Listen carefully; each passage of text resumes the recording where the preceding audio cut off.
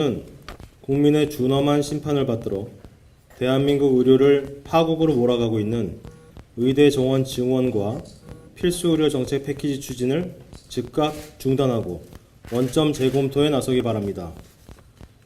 지난 2월 정부가 필수 의료 정책 패키지와 의대 정원 2,000명 증원안을 발표했을 때 해당 정책 추진의 명분은 바로 국민 찬성 여론이었습니다.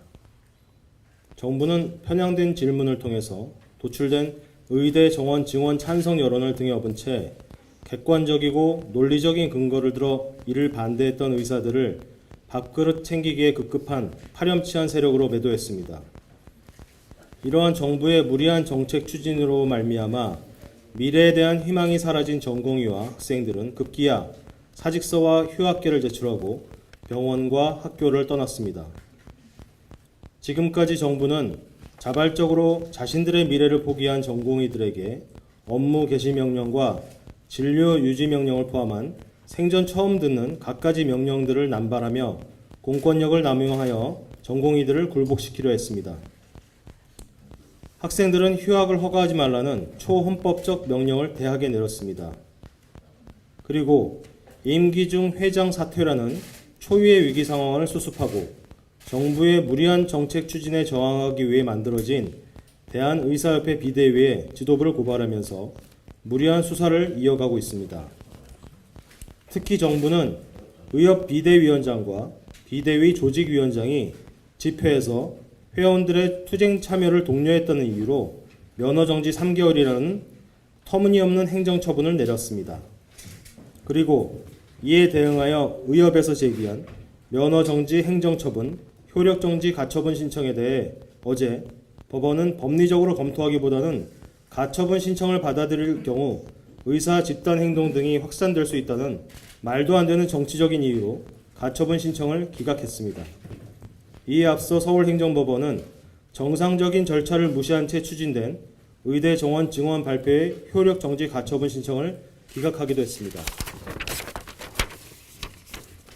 수련병원에서 저임금 중노동으로 수련병원의 수익을 떠받치고 있던 전공의들이 사라지니 수련병원들의 경영 위기와 직원들의 고용 불안이 현실화되었습니다. 이런 현상을 보면서 이제 국민들은 조금씩 대한민국 의료의 근본적인 문제를 알아가고 있습니다.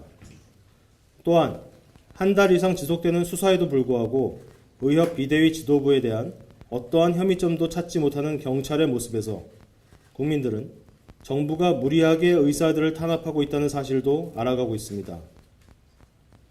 무엇보다 정부가 보여진 쇼에 불과한 대화 시도와 수시로 입장을 바꾸는 일관성 없는 태도로 인해 국민들은 정부의 정책 추진의 목적이 의료개혁이 아니라 총선용 포퓰리즘이었다는 사실도 알게 되었습니다. 그리고 이러한 사실을 알게 된 국민들은 투표를 통해 진짜 여론이 무엇인지를 보여주었습니다. 이번 총선에서 보여주신 국민의 심판은 사실상 정부에 내린 심판입니다. 현명한 우리 국민은 투표를 통해 의료개혁이라는 가면 뒤에 숨어있는 포퓰리즘 정책인 의대 정원 증원과 필수 의료 정책 패키지의 추진을 즉각 중단하고 원점에서 의료계와 함께 발전적인 의료개혁의 방향에 대한 논의를 시작할 것을 요구했습니다. 정부는 이제 선거를 통해 증명된 국민의 진짜 여론을 받들어야 합니다.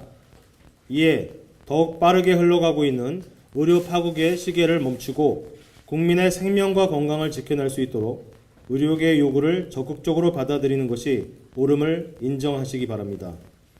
그리고 진정성 있는 대화를 할 의지가 있다면 의협 비대위 지도부와 전공의들에게 무리하게 내린 각종 명령과 고발, 행정처분 등을 처리하시고 의대 정원 증원 절차를 중단해 주시기를 바랍니다. 2024년 4월 12일 대한의사협회 비상대책위원회